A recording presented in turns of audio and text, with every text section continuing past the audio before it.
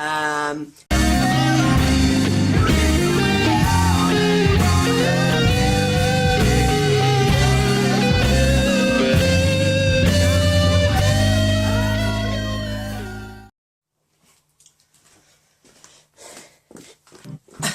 would slide onto the stage, but I might fall off my chair, so that's not going to work. But hello guys, my name is Tom, and welcome to another video. So today I'm going to talk about 5 very useful tips that I've learned over the last 6 to 8 months working with musicians, hiring musicians, and just 5 things that I was reminded of in the last couple of weeks that are very important to you getting the most out of your musicians, having happy musicians, and it helps you also be realistic. So let's start with that. The first point I want to talk about is honesty. The quickest way to upset somebody who's playing for you or involved in your band is if you're not honest with them. Now, one of the reasons people struggle with this is especially when it comes to gigs and stuff like that, and when you talk about payment and stuff, people get very angsty about it. They feel a bit bad that they're taking this amount away and they're paying the rest of the guys that. And sometimes when they hire musicians, especially if you're a musician who's been hired and you haven't been really told if it's a paid gig or not, very quickly that is a good way to shoot yourself in the foot with the musician. So this is what I found works, and something that I've had people do with me as well, which is very helpful. But start out being honest. If it's a paid gig, say the gig is paid, regardless of how much it is. Be open, be honest, say this is what they're paying us. And you talk about it, you say if it's a problem, if it's not a problem, and that's okay, because remember, you might have a full-time job, but the musician might not. And this might be the way that they support themselves financially. So you need to be aware of that. If you can't afford to pay them, why not see if you can cover the fuel costs?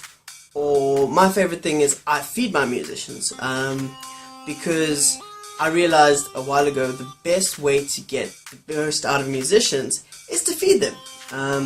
In the same way, grumpy musicians are useless musicians, and especially if they're coming off to work or something like that, $100 or $200 towards petrol, and I've done quite a bit of work for that, and I am very grateful when my costs are met. This is a hobby / part-time job, one of my many part-time jobs, and although I might not be able to be paid a full salary for it, at least it helps cover my cost. Are you busy recording? Yeah. Still right. No, I interrupted! Are you still recording? yes, I'm still recording. That's why some of you got the time. Yeah, thank you. Oh yeah. The second point is communication. The quickest way you can lose musicians and end up being somebody who doesn't want to be worked with is when you don't communicate clearly. That is things like practice times, set lists, and often what happens is guys say, would you like to play this gig? I'm like, yes, I'd love to play it, I just need dates and what we're playing. And my Uprising guys are incredible because of just my studies and everything going on at the moment. I've been all over the show, so I've communicated averagely, not as well as I should. When it comes to practice times and things like that, I've made sure they know where to be and what to be, and what we're going to be playing.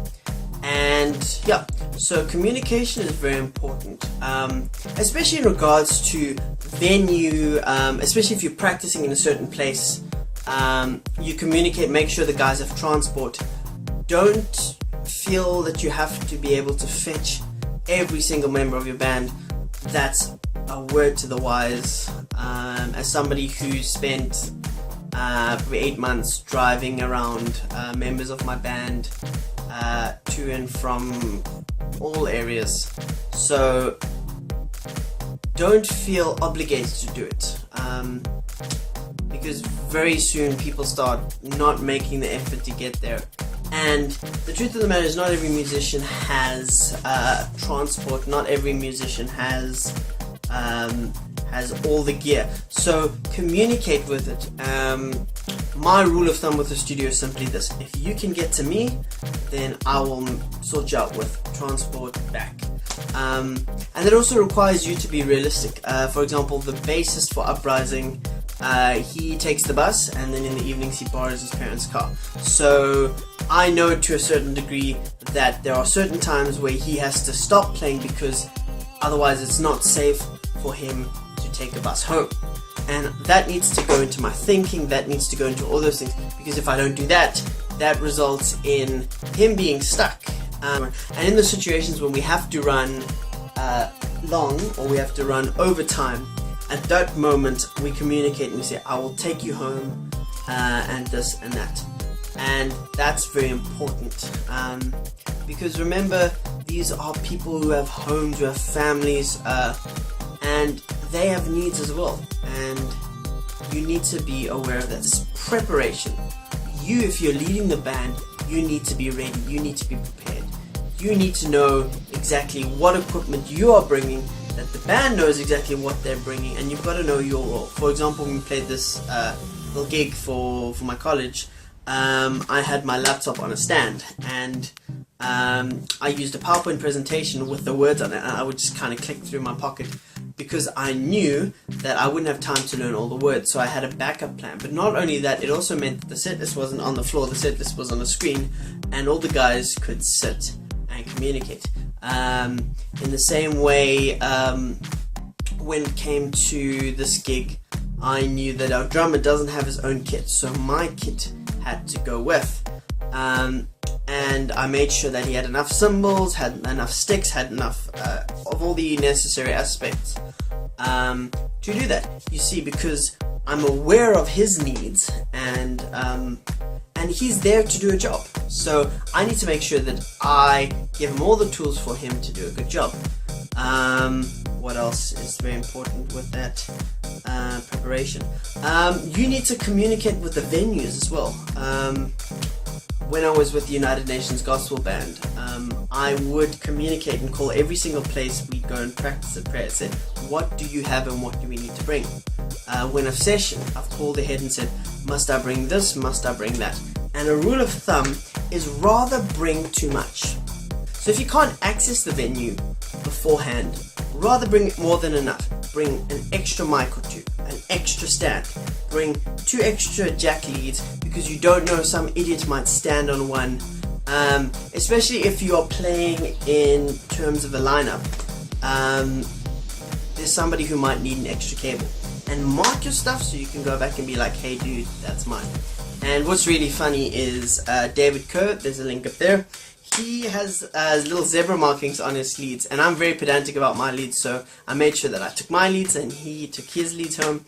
And then about 2 weeks ago I was looking through my cables and I found this beautiful cable that I'd never seen before, and it had a little zebra thing on it. So I went with my tail between my legs back to David Kerr and said, here is your cable, my humblest apologies. So we need to talk about patience. Now, patience is something that can be very difficult when you are regularly working with a band. We all have different practice schedules, we all have different ways we approach tasks, and we all have different skill sets, and sometimes there are certain songs that we struggle with. Now, the thing I want to say is this has 2 aspects to it. 1, if you know there is something that you struggle with on the set list, my encouragement to you is make sure that when you're home, that wherever you are, that you at least work on it, because very much you can not only end up wasting your time but wasting other people in the band's time, and it's not fair for a group of musicians to arrive at a practice who have all done their homework and then come to a set that you haven't even touched. And this doesn't matter regardless of whether you are playing lead, playing rhythm, or playing drums, or playing bass, or even the flippin' front singer.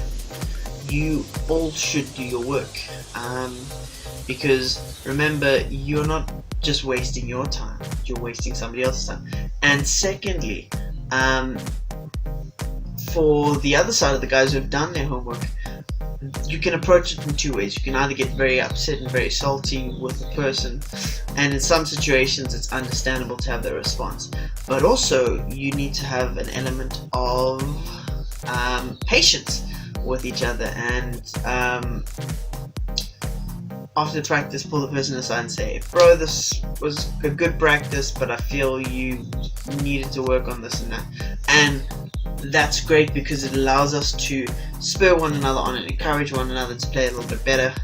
And that's very hard, especially when you have regular practices. And yeah, so that's just something I think that's very important to be aware of, not only for your sake, but just in terms of common decency as well. Yeah, and you don't want to be that guy, so make sure that you do your work, and if you're on the other side, that try and be as patient as you can. If you have made it this far into the video, first of all, thank you so much for watching, and for a little sneak peek, I'm going to play you a little scratch track for one of the songs on the EP. So thank you so much for watching. It is greatly appreciated, and please, would you do me a favor, hit that subscribe button. There's also the bell icon next to it. If you leave a like, that really helps me. At least it makes me feel better about the videos. And if you don't like it, then let me know, and let me know how I can improve this. And yeah, so without further ado, this is what pride sounds like.